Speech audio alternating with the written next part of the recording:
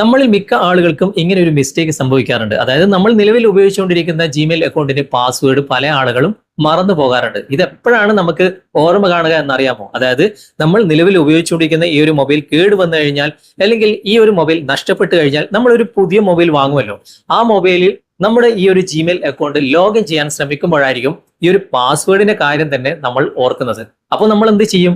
നമ്മൾ forget password അടിക്കും. ഈ ഫോർഗെറ്റ് പാസ്വേഡ് അടിച്ചു കഴിഞ്ഞാൽ ഇതിന്റെ OTP അല്ലെങ്കിൽ വെരിഫിക്കേഷൻ കോഡ് വരിക നമ്മൾ നിലവിൽ ഉപയോഗിച്ചുകൊണ്ടിരിക്കുന്ന ആ ഒരു മെയിൽ ഐഡിയിൽ നമ്മൾ റിക്കവറിക്ക് വേണ്ടി കൊടുത്ത ആ ഒരു ഫോൺ നമ്പറിലേക്ക് അല്ലെങ്കിൽ മെയിൽ ഐഡിയിലേക്കായിരിക്കും.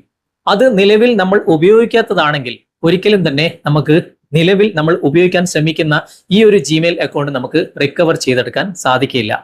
ഇതിൽ നമ്മൾ ഒരുപാട് ഡാറ്റകൾ സൂക്ഷിക്കുന്നുണ്ടാവും. പ്രത്യേകിച്ചും നമ്മുടെ കോണ്ടാക്ട് ലിസ്റ്റ് ഒക്കെ നമ്മൾ ഇതിലേക്കായിരിക്കും സേവ് ചെയ്ത് വെച്ചിട്ടുണ്ടാകുക. അതുപോലെ തന്നെ ഗൂഗിൾ ഫോട്ടോസിലുള്ള ഒരുപാട് ഫയലുകൾ അല്ലെങ്കിൽ ഗൂഗിൾ ഡ്രൈവിൽ നമ്മൾ ഒരുപാട് ഫയലുകൾ അപ്ലോഡ് ചെയ്തിട്ടുണ്ടാകും ഇതേ ജിമെയിൽ അക്കൗണ്ട് ഉപയോഗിച്ച്. അതൊക്കെ നമുക്ക് ഒറ്റയടിക്ക് നഷ്ടപ്പെടുകയാണ് ചെയ്യുക.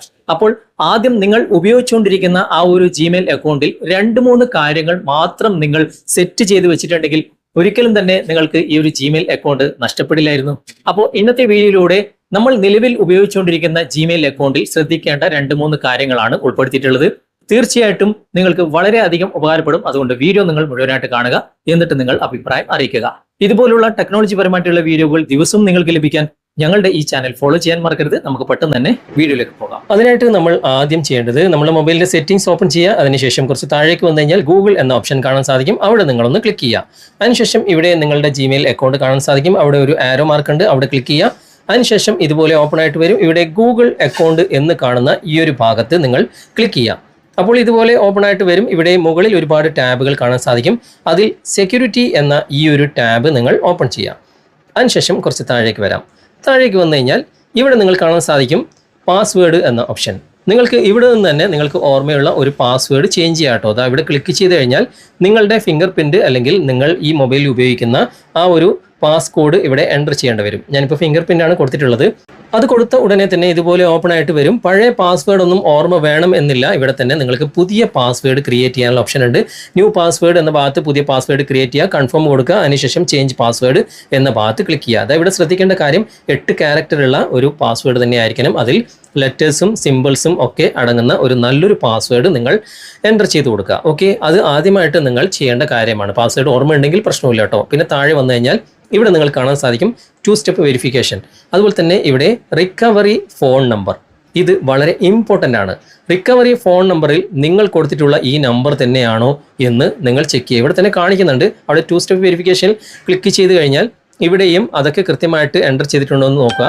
ഓരോന്നും നമ്മൾ ഓപ്പൺ ചെയ്യുമ്പോഴും നമുക്കിവിടെ നമ്മുടെ ഫിംഗർ പ്രിൻറ്റ് അല്ലെങ്കിൽ നമ്മുടെ ആ ഒരു പാസ് കോഡ് എൻ്റർ ചെയ്യേണ്ടി വരും. ഓക്കെ, അതിനുശേഷം മാത്രമാണ് നമുക്കിവിടെ അതൊക്കെ ചെയ്യാൻ സാധിക്കുക. ഓക്കെ, ഇനി റിക്കവറി ഫോൺ നമ്പർ എന്ന ഭാഗത്ത് നിലവിൽ നിങ്ങൾ ഉപയോഗിക്കാത്ത ഫോൺ നമ്പർ ആണെങ്കിൽ അത് നിങ്ങൾ ചേഞ്ച് ചെയ്യുക. ഏതും ഓപ്പൺ ചെയ്യുമ്പോൾ നമ്മൾ ഫിംഗർ പ്രിൻറ്റ് അല്ലെങ്കിൽ മൊബൈലിൽ കൊടുത്ത പാസ് കോഡ് നമ്മൾ എൻ്റർ ചെയ്യണം. എങ്കിൽ മാത്രമേ നമുക്കത് ചേഞ്ച് ചെയ്യാനുള്ള ഓപ്ഷൻ വരികയുള്ളൂ. ഓക്കെ, അങ്ങനെ നിങ്ങൾ ഓപ്പൺ ചെയ്യുക. ഇവിടെ നിങ്ങളുടെ നിലവിലുള്ള നമ്പർ തന്നെയാണോ എന്ന് നിങ്ങൾ ചെക്ക് ചെയ്യുക. ഇല്ല എങ്കിൽ ഇവിടെ പെന്നിൻ്റെ ഐക്കൺ ഉണ്ട്. പെന്നിൻ്റെ ഐക്കണിൽ ക്ലിക്ക് ചെയ്തിട്ട് നിങ്ങൾ ആ നമ്പർ എഡിറ്റ് ചെയ്തിട്ട് പുതിയ നമ്പർ നിങ്ങൾ ഇവിടെ ആഡ് ചെയ്ത് കൊടുക്കുക.